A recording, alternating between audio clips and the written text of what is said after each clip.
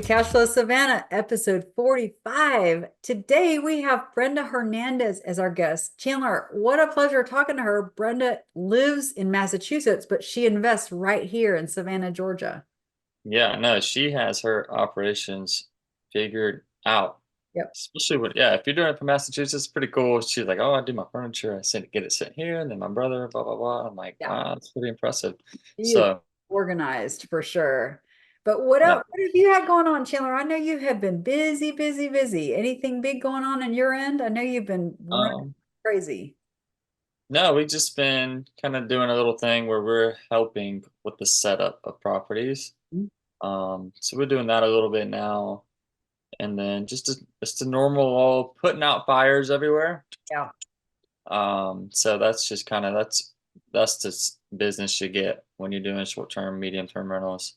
One thing I just want to please let people know is owners quit being reactive to things and be proactive. One big thing that like here in Georgia is starting to get hot now, and you see some AC units starting to act up.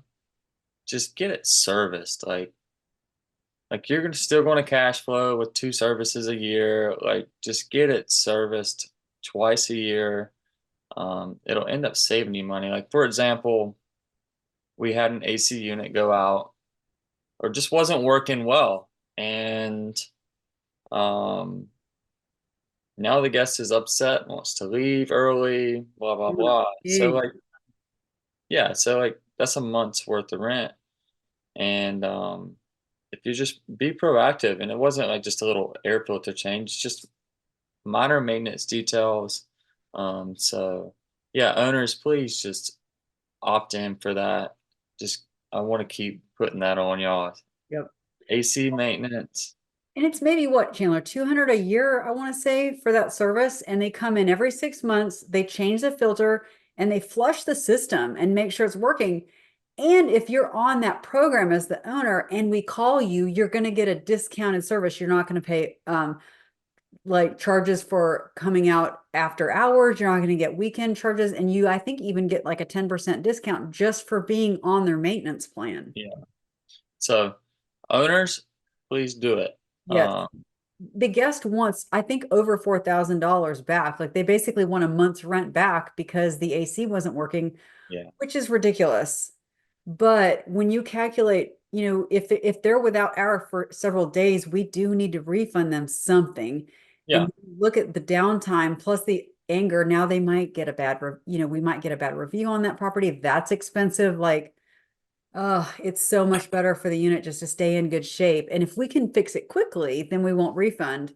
Yeah. This is one of those situations. It was multiple days. It's been tough. Yeah. No. So just be proactive and not reactive. That's the word of the day. Proactive. Absolutely. Well, Chandler, I have what I want to call a Karen report I wanted to tell you about. Cool. I like Karen's. As everyone knows, you and I are knee deep in property management, and that's a big part of being a real estate investor is managing, your assets. So we manage several, actually many short-term rentals in Richmond Hill. So this is a house in Richmond Hill, and it's a pretty house, and it happens to be on acreage, and people like to rent it because, they, I would assume, live in the city, and they like to have some space, and you can run the dog in the yard, and it's a very nice space, and this house does very well. So one thing that's a big deal to us always is to know our neighbors, stay in touch with our neighbors. We try very hard. We don't always know every neighbor, but this one in particular, we've been managing for quite a while. So I know the neighbors personally. And we started getting phone calls from the neighbors of this short-term rental who are good people. And they have been finding golf balls, like 20 or more per yard. And apparently, several guests ago, someone was in the backyard just knocking golf balls. And I'm not talking 20 feet, I'm talking over trees. Like, this is the house sits on 5 acres. And the neighbors on three sides of this property have so many golf balls in the yard. In fact, I talked to a guy Sunday. He was out mowing and he was like, yeah, you should have seen the golf balls flying. It was, he'd run over with the mower. It's so dangerous. Like if he hit a car or something, if the mower picked it up and just shot it, I can't believe some guests just started hitting, 40, 50 golf balls and just left them there. It's just beyond my comprehension that a guest, I've never even thought of that. Yeah, no, that's just another thing that we get to add to the list of Yeah. crazy. Here's Yes, exactly. The things another I think of. And they're thing. title leased golf balls, which I believe are fairly expensive. These are not like, Yeah, no, that's funny you told me, and I was like, dang, I wouldn't want to be losing those golf right. balls. I mean, how much would It's that be? expensive. That's like golf balls are expensive. And I was like, why are they doing that? They must have, I don't know. But yeah. People that are I'm the most upset are elderly and they have a young family in their other house and the young family has a 3-year-old and they were like, we can't have a child be hit by a golf ball. And I'm just like, I can't even apologize enough. I'm so embarrassed that this happened, although I had nothing to do with it. But man, I just can't believe a guest did that. I just can't believe a guest did that. yeah. That's think about it just to make it funny. Well, they're really bad at golf because y'all have there's a ton of land to hit. And they want to hit it all over the place They into hit it their everywhere and they didn't pick anything up. yeah, yeah. I was surprised by that. So Horrible. Well, speaking of short-term rentals and guests, our guest today, sorry, Brenda, her specialty is short-term rentals, and Brenda's an out-of-state investor and she buys short-term rentals right here in Savannah, Georgia. So without further ado, we are going to bring in our friend of the show, Brenda Hernandez. Welcome to Cashflow Savannah, Brenda Hernandez. Welcome, welcome. We're so honored to have you. Thank you, Julie, for having me. I'm honored to be your guest. Absolutely. Brenda, you're a local Savannah real estate investor, but you don't actually live in Savannah. And I work with a lot of people like yourself that live out of state but buy in Savannah. Give us an overview, Chandler, and I can't wait to learn more about you. Tell us who you are, what you do, and what brought you to the Savannah market. It was sort of by coincidence, really. So I invest out of state. I'm originally from Massachusetts.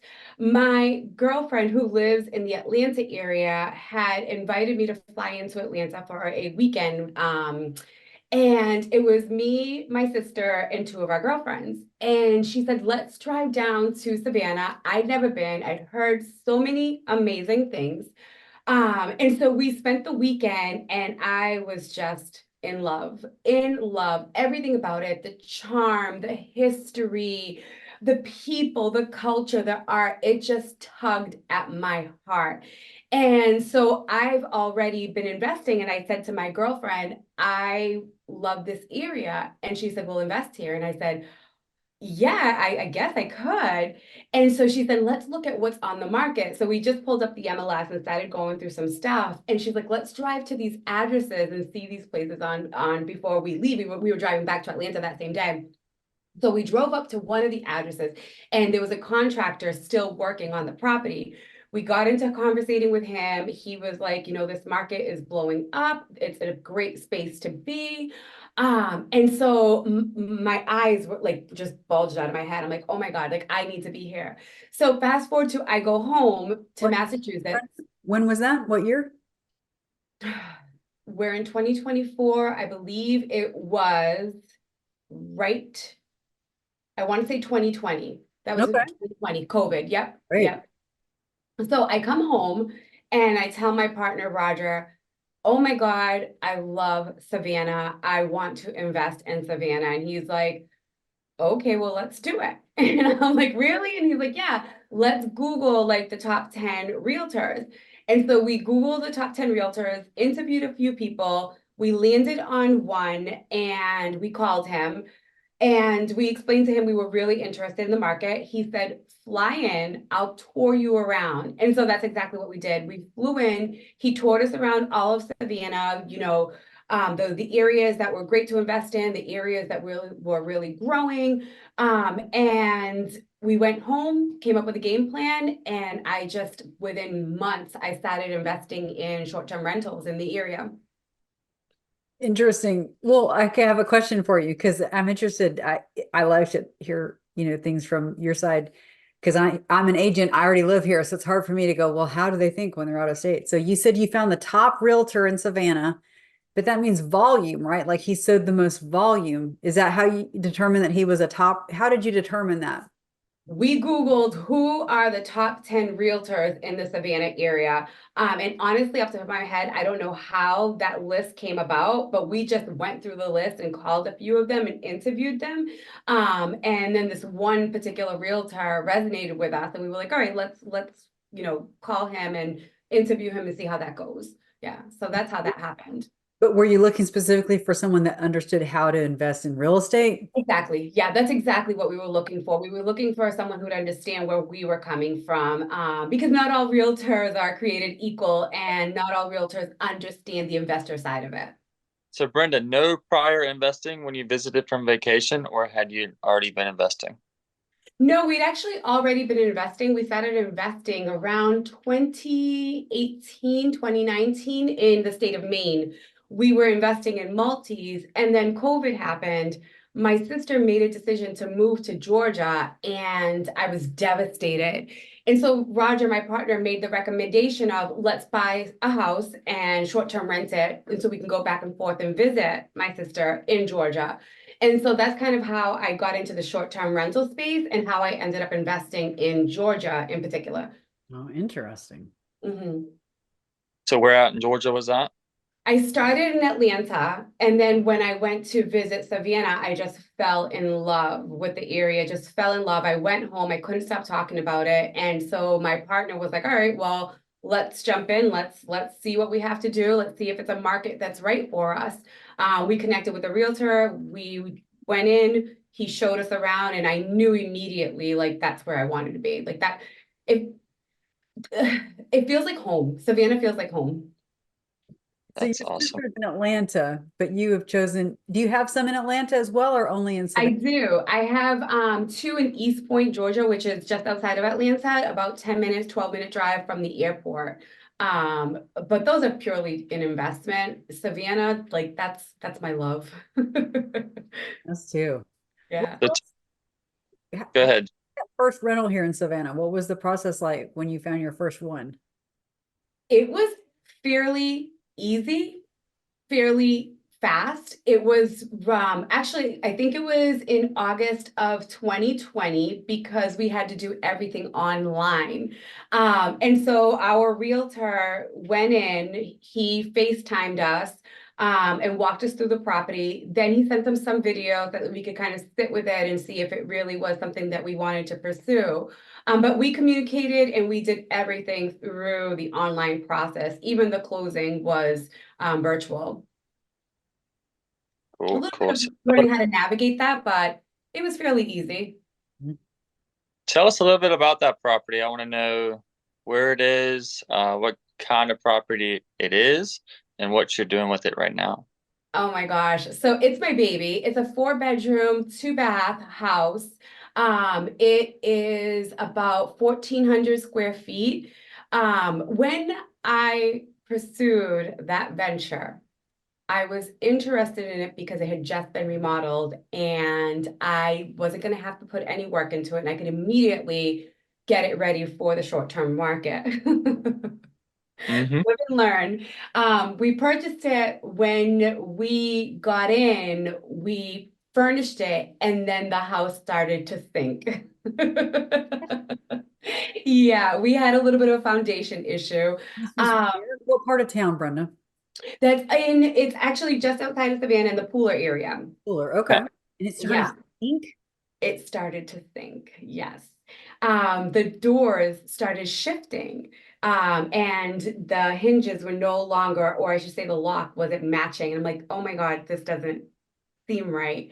So we contacted contractor A, and he was like, yeah, it's gonna cost you like 40 grand to fix it. I'm like, oh my God, like that's not what I anticipated. But then I just kept looking around for different contractors, and thankfully I found somebody who was super willing to work with me. And so we came up with some alternative methods on how to just stabilize the house, so that we could get it rented and make some income, and build up so that we could go in and actually do the actual repair and have the foundation stabilized. But he was amazing. And so I started short-terming it. and we were making $6,000 a month on Airbnb. Today we've pivoted a little bit. We took it off of the short-term rental because it's a lot of work. And so we're actually renting it now to construction workers that are coming up in the area to do work. And I'm actually renting it out 30-day stays for $4,200 a month right now with all the utilities included. So we're cash flowing around like $1,800 a month. That's great. Now, Yeah. looking at that house now, knowing what you know now to back when you were looking at the house, what would you do different? Do you think you could have known in advance, or is there an inspector that could have saved you? Like, what, any advice there? Yeah, so the house is propped up on bricks. I'll never buy a house that's propped up on bricks. What happened was when the inspector came in, and I didn't know, I've never bought anything down in Savannah, and I didn't realize that there's a lot of moisture. And so what was happening was because it was propped up on bricks, I guess not enough air was coming through to allow for the ground to dry, which is what started causing my issue. So I think I would only buy something that was on a what do you call it? Like on a cement, yeah, on cement platform. I'll never buy something on brick again. You're I actually have one to of tell the you, even famous though of the that area. was a heck of an experience, I was so stressed out. I have no regrets whatsoever. I love that house, and that house is making me really good money. Okay. Yeah. Well, and as an investor myself, I want to get in on this because most of the area is on stilts or bricks or some kind of it's called a stick built. So that's very common. And I Mhm. personally own several that are in the same way. And the issue is the water under the house. The issue really isn't it being up on the different pilings or Mhm. whatever. The issue is that you had water under there. So that's actually really important for the inspection. I have one under contract right now for a client, and we found, I'm going to say, 1.5 feet of water, and it's huge. So the seller is actually going to pay for the fix because it was such a big repair. We said we won't buy it. My buyer said that I won't buy it. And it's true. So, and I have another house with the same issue. So there's nothing wrong with the house or the foundation. These houses are hundreds of years old. But Mhm. if you do see a lot of water under there and there's not enough way to get it out, you have to either install a sub pump or fans or some way. So that's really, that's great advice. Something to be aware about is like how much water is under there and how long has it been there. If it's a little bit, it's okay. But yeah, you want it to be dry under there. Yeah, what happened was when I went back to the inspection report to see if I had missed anything, the inspection report that actually read, everything looks good as far as I can see. So because the house was so low to the ground, there was only so much he could actually see. So he kind of covered himself. And so again, I wouldn't know at that time that this is something that we needed to look for. So when I saw that on the inspection report, I'm like, okay, the house is great. We can move forward with the closing. But now live and learn. Wow. Yeah.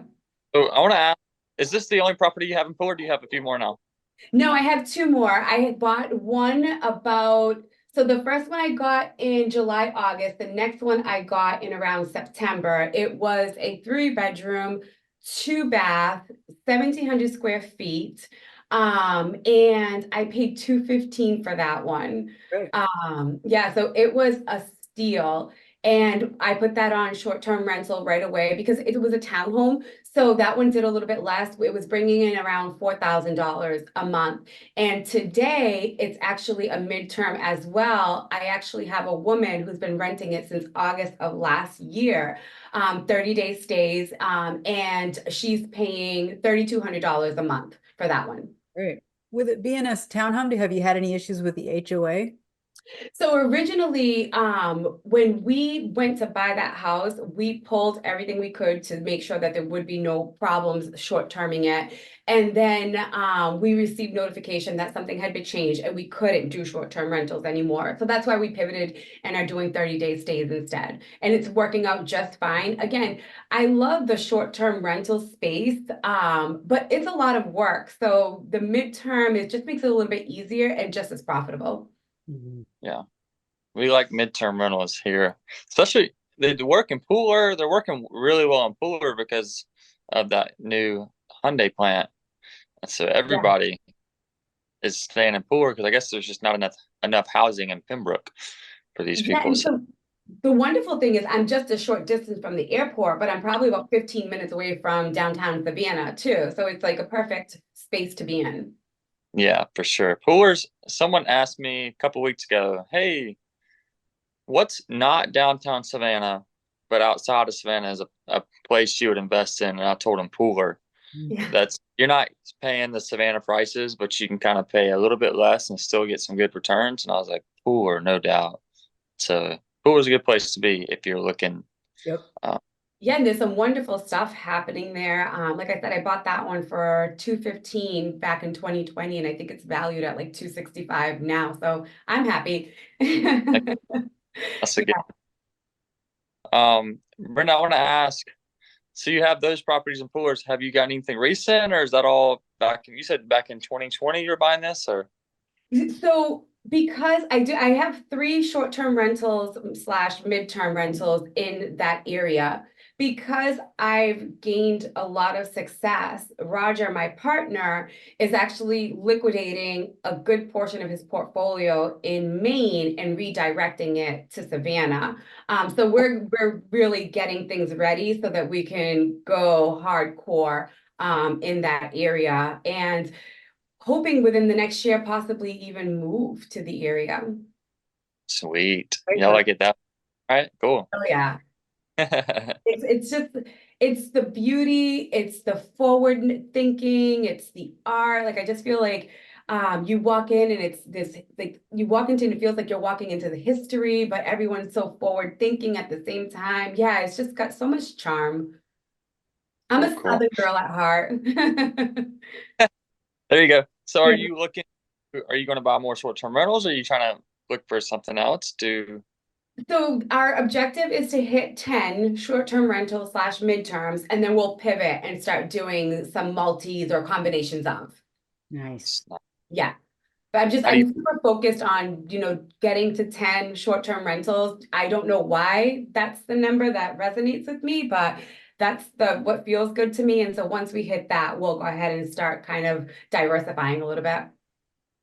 So what do you define as like a successful? Like, how do you create a successful short-term slash medium-term rental?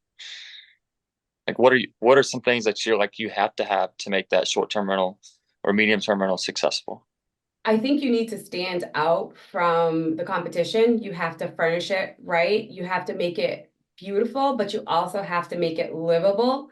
I think you also need to have really good systems in place. My cleaner is everything. She is my eyes and my ears, especially because I'm out of town.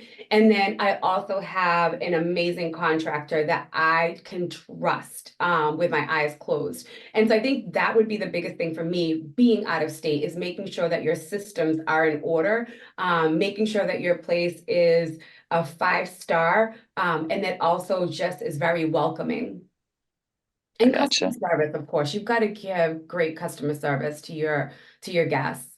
Absolutely. You handle all that yourself from New Jersey, Brenda? I'm in Massachusetts, but yes, I Right. do. I handle all of it That's myself. great. Yeah. You're Yeah. self-managing from Massachusetts all the way down here. And I mean, that's fantastic. I know you're well organized doing that to have three going.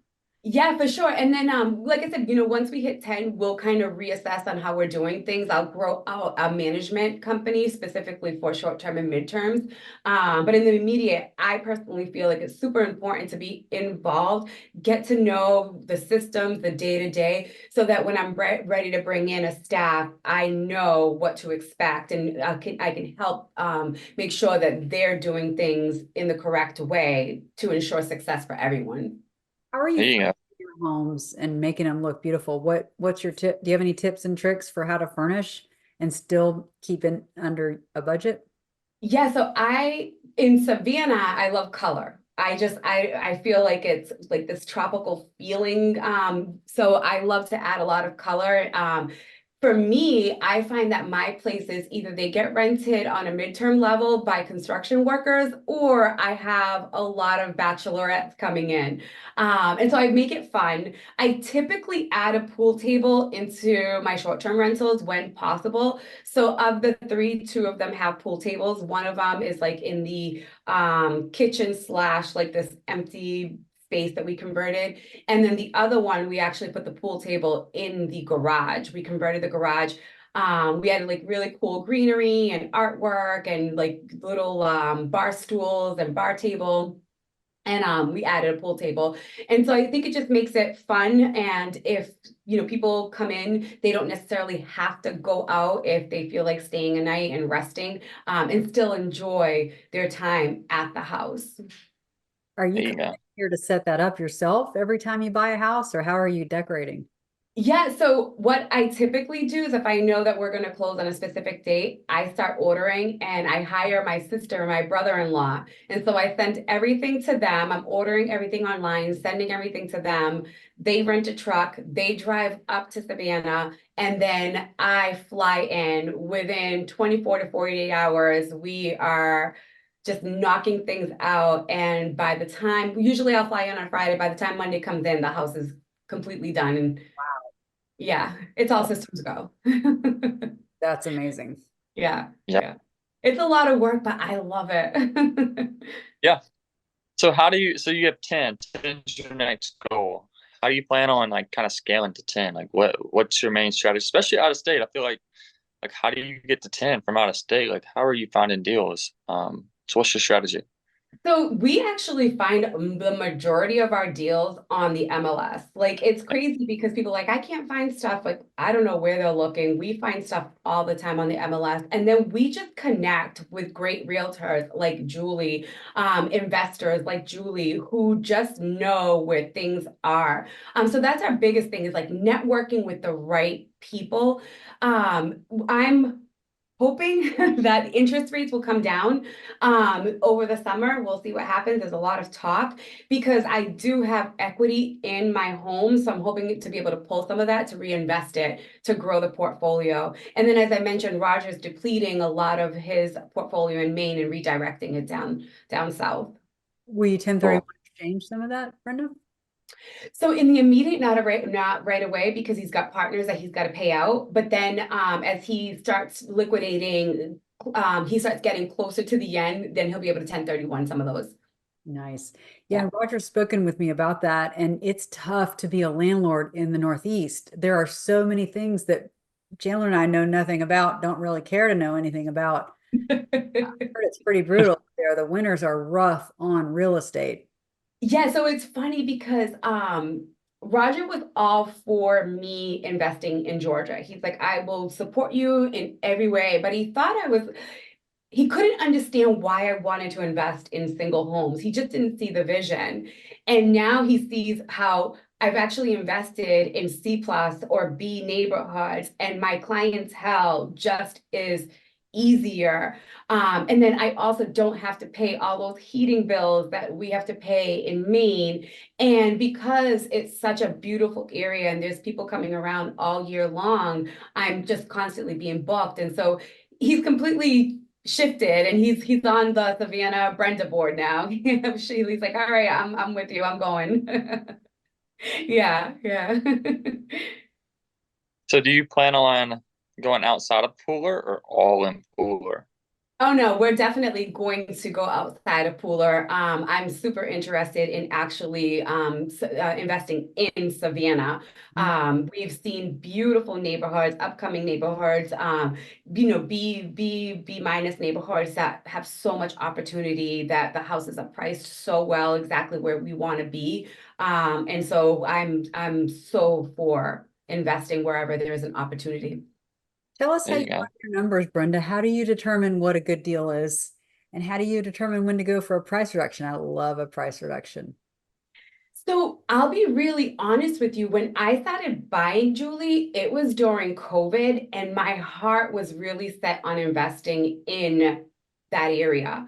Mhm. And so the competition was insane. So I paid market value for my houses. And it's so funny because Roger was so frustrated with me. He's like, you gotta beat them up. And I'm like, no, I want this house. I'm not gonna like go $20,000 less and then miss out on the opportunity, because I understood that that market was just on a different level. And for me, I was okay with that because I was going in for this for the long term, you know? So I knew that, okay, I'm paying market value right now, but I'm going to be building equity for the next 10 years and it's all going to make sense. And so sure enough, like I said, I bought that townhome for 215, and just a few short years later, it's already valued at around 260, 265. So I was okay with that strategy. I guess it all depends, you know, what your strategy is and what you want to do. But for me, if the numbers work, the numbers work. I don't have to beat somebody up to get the best deal. That's just how I function. I know that's a little different from how most investors move, but that strategy has seemed to work for me.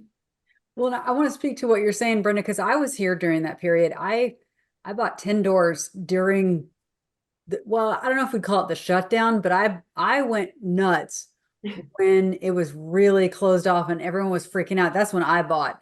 And you came in just after Just that when things after. blew up. Oh And yeah. I was writing offers like crazy for clients, and it was brutal because everything Yeah. was going into multi-offer situation because all of a Yeah. sudden, Governor Kemp kept us open the whole time. So people were flooding into Georgia during the shutdown. And then it created this, hey, I'm going to buy a house here. What a great market. So it was, once We lost him. yeah, once we went to multi-offer situation like that, it was tough. But I love hearing, because I tell my clients that all the time. If you know your market, it's going north. It Yeah. does kind of stink to pay full ask. But in a market like that, where you got a short-term rental going, you're still cash flowing, even though you paid above ask. You still were able to buy the right real estate in the right Yeah. spot in the right market. So for you, sales price isn't your number one thing. And Exactly. I love that. I hear that all the time. Oh, I just want prices to drop. I want prices to drop. They're not going to here. I'm Like, not going we to. don't have enough housing for the jobs we have today, and we Yeah. definitely don't have enough housing for the jobs we have coming in the fall. And it's been all over the paper, just we are really short on housing. So anything you buy today, even if it's at, market rate, Yeah. it's only going up, at least for the foreseeable future. We don't know 5 years from now. Yeah. Yeah, no, I totally agree. And so far that strategy has worked just fine. If there is an opportunity to negotiate, I will. But if I want something, I want it. That's it. If my numbers make sense, I'm not going to beat up a seller for it. I'm willing to pay whatever they're asking if the numbers make sense for me. Well, and the Are, more properties you have, the more you can kind of survive. Like, let's say you get a lull in two houses, but you have 10. Yeah. It it works, in your favor to be like, that's okay. I've got cash flow from these other 8 properties. Yeah. And one of the things too for me, Julie, is because I had started investing in Savannah and I didn't have a complete system at that time, I was looking for houses that were almost ready to go. If they needed anything, it was just maybe a paint. So that's probably why I was paying a little bit more than what most investors would have wanted to, because I didn't have to do a lot of work. And that was really my main goal. But you got it up and cash flowing very quickly. Obviously, you could have gotten a better deal if you had to redo the sheetrock, but now that's a month or two off of. So that you have to do the math on that. Like, Exactly. strategy is fantastic. Yeah, it's funny. Like I said, at first, Roger thought I was crazy. He's like, "Oh my God, like you're paying top dollar and like you don't have. You're supposed to be building the equity into the thing." I was doing the complete opposite of everything he had studied, and I was making him crazy. But now he sees it and he loves it, and he's so proud of what I've done so far, and excited for us to continue to do that. so do you run your numbers just on like medium term rents, short term rents? Like what do you run your numbers based off of? You have multiple exit strategies? Yeah, so in the beginning, Chandler, I was only running my numbers on short-term rentals, but I was very conservative. I like people use AirDNA, and I would use AirDNA, but only as a base. I'd actually go into like the Airbnbs and see what the houses were renting for. So I was literally like pulling up a house and kind of looking at their calendar for like a full year. And so that was what I was doing in the beginning. Now today, I'm looking at it at three different ways. When I'm buying a house, the first thing I'm looking at is what is the long-term rent on this thing? Because Airbnb is a problem. A lot of cities and towns no longer want it. And so I just want to have an exit strategy. So in case the idea was to go in and short-term rental, but short-term rent, but then, you know, the city modifies their laws, I want to be able to say, okay, well, if I midtermed it, this is what I would make. But if I long term, I can survive as well. So I look at it at three different ways: as a short term, as a midterm, and as a long term. But the long term Super is the smart. most important thing for me. I want to make sure that if we had to long term it, it'll sustain itself. Yeah, absolutely. That's smart. I like that. Yeah. We run our numbers the exact same way, Brenda. It's got to work as a long-term rental because you never know. Yeah. Converted several to long-term rentals just this year because the standards have gone up on furnished rentals. These are medium-term rentals in Savannah, and gone up and competition has gone up. And I'm Yeah. looking at these units going, I either need to rehab it and put a good chunk of money in order to keep renting it furnished, or I can rent it right now as a long-term rental. And there's such demand for long-term rentals. I decided not to rehab because I'm working on this other construction projects that's killing me. So I've actually flipped four, I guess 3 units, because one I flipped last year, but I've turned 3 units from medium-term rentals into long-term rentals. And because I ran my numbers just the way you did, I knew I would be fine. And it really wasn't that difficult to, remove the furniture and get them rented. It wasn't too bad of a process. So you never know, what you're going to Exactly. do with a property. So very smart. Yeah, and I would also say, Julie, like you just mentioned, for anyone who's not doing short-term rentals, it sounds great. And it is great. It's super lucrative, but it's a lot of work. And you're absolutely right. The client has significantly changed and their expectations um, can be hard to meet. And so I had one in Hilton Head that I actually just changed over to a long term because it was exhausting trying to keep up with the client's demands. So yes, that's another reason why we actually run our numbers now as a long term. We go in renting it as a short term or as a midterm, but we always want to know if we have to pivot, we can do that easily. Yeah, no, that's a good. I like that idea because I want the audience to hear that like people have these crazy standards now, and I'm just watching Julie sneeze. um, sorry, you Bless distracted. you. I'm allergic to losing Uh, money. Aren't we all? Sorry, I apologize. You're fine. I know people that are wanting to get into short-term rentals, just please understand that people have high expectations. They want everything to be absolutely perfect. Just understand that going into it. And the kind of thing, the mindset that I've kind of gone into is like, okay, I need to be that good. Instead of complaining about the people complaining, I'm just like, all right, let me be better than I am right now and actually solve the problem. So, Well, and Chandler's been going through this with me, but I understand I've been doing this so long. I had medium-term rentals in Savannah before there was the term medium-term rental. And it could have looked like garbage all day and they still would rent, so I made great money on these units. I don't regret anything.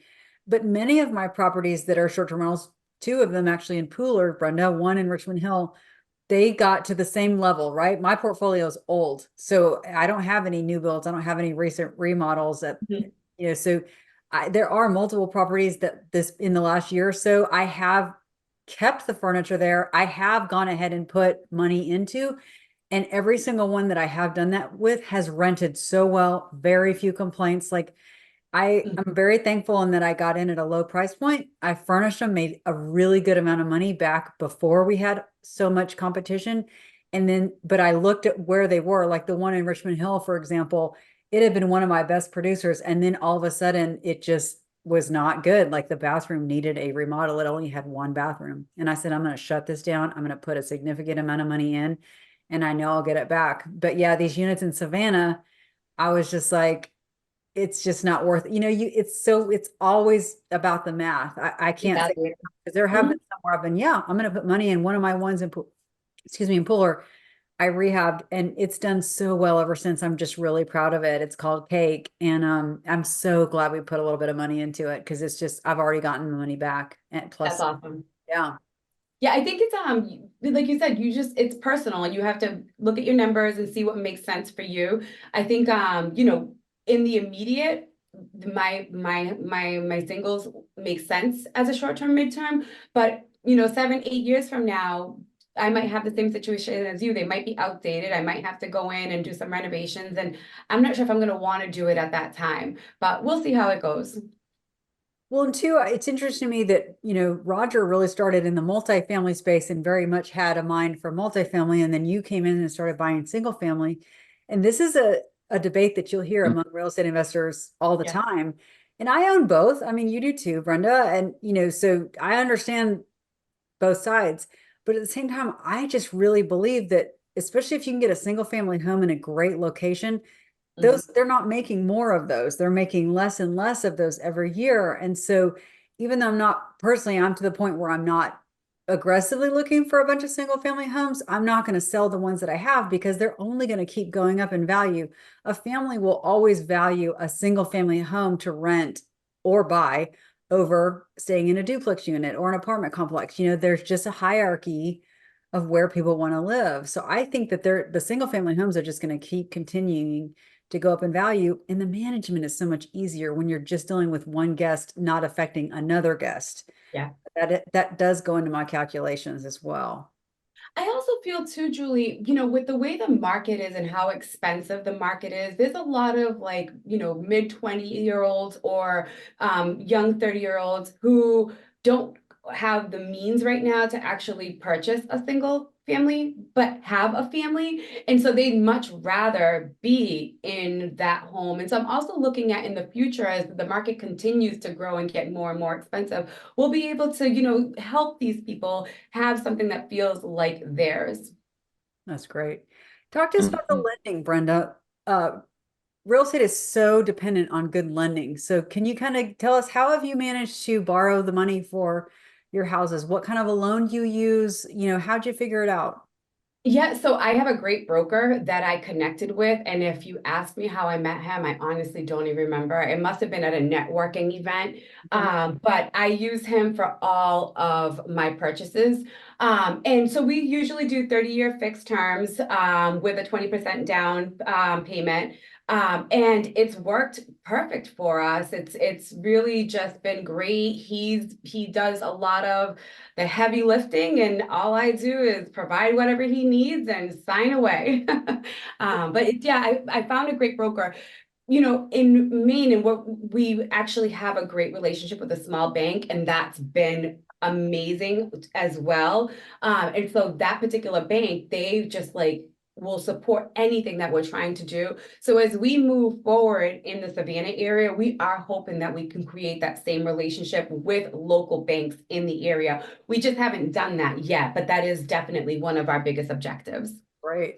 And then are you closing them into your own name and then moving them to an Yeah. LLC, or you closing them into? No, I have multiple LLCs because I also partner with different people. So everything is in an LLC. I never buy anything under my name. You're doing you're doing commercial loans, is that correct? Hmm. Okay, Yeah, yeah, under my LLCs. great. Hmm. With 30-year Nice. terms. Hmm. How do you structure those? I'm sorry. How do you structure? The, I think you're asking me how I'm structuring the partnerships. right. So that all depends on Yeah. who the partner is. I'm super flexible. I'm all about partnerships. I had a friend who saw the real value in doing short-term rentals. He's seen what I've been able to do. I have 7 short-term rentals today. And so he said, I would love for us to partner up on something. I will come in with all of the money. You manage all of it. You get it together, you furnish it, And then once it's up and running, you just send me a check. And so that's how we formed our partnership. But then I have other partnerships where we go in 50-50.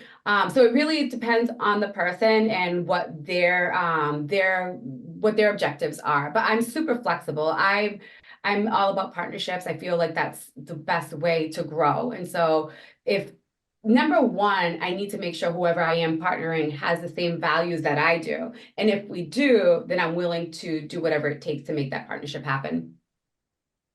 That's awesome. Cool, cool. Brenda, I know you That's do a lot of other things other than real estate investing, and you work with women. And give us a little background on what else that you're into. We'd love to learn a little bit more about you.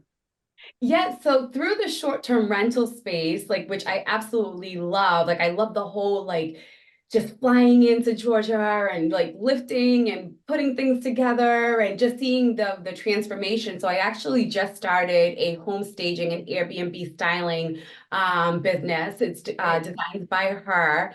And so I'm working on growing that out. I am primarily focused here in Massachusetts, but I am working to expand out because I just love the whole process. That's great. Yeah. Well, you better let us know once you're up and running. so you just reach. What was that? Oh, Are you Shannon. just reaching out? Name? Is it hard to hear? Okay, now I can hear you. Is it hard to hear or no? Say it one more time, Chandler. We didn't catch everything you said. I'm sorry. Is that kind of a digital, or do you go in and teach these people? No, I'm going in and teaching them. And so typically, I offer two packages. They can contact me and I can offer them ideas on how they should stage or furnish their homes. They can buy that package and then they just go out and get everything and put it together. And I'll just kind of guide them through that process and ensure that they have everything that they need. And that they're not cheaping out on the things that are super important, like a good mattress. I've been to Airbnbs where everything looks beautiful and then the mattress is just awful. So it's really just Yeah. helping them make sure that they're maximizing the value to their short-term rentals. And then the second package is I actually will go in and do the work for them. We'll go in and just, get all of the resources, get it up and running. And then if they wanted to hire me to manage, they can. And if they want to take it over themselves, they can too. We can work that out. Brenda, will you Cool. allow me to tell you a mattress story as we wrap it up? You've just made me think of something. And I want to caveat my story with the fact that this house sold several years ago before Chandler came here. This is not a property we manage today. So if you're going to stay with Sid here, don't worry. But I manage for a lot of owners that have been in this business for 20, 30 years. I mean, they predate the word Airbnb for sure. And so we used to have this one rental.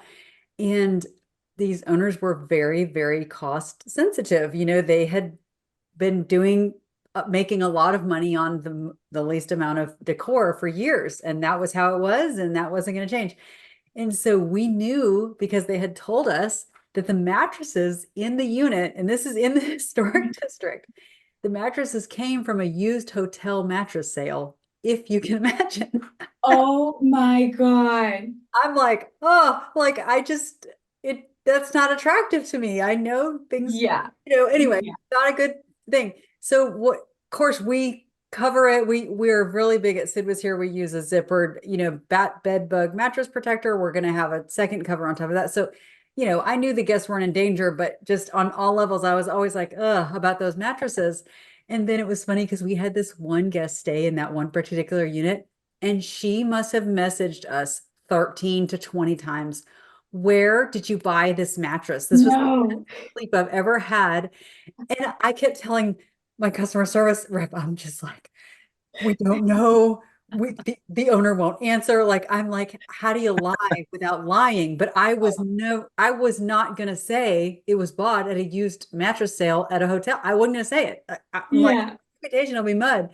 I can't remember what we finally got. We finally had to tell her something. I can't remember what it was. That property sold, and it was such a beautiful property. But those mattresses, they just, oh, It was The so moral of the story for the whole audience is if you're going to run a short-term rental, spend money on the mattress, yes. please. And they're not even that expensive anymore. No, You they're know, not.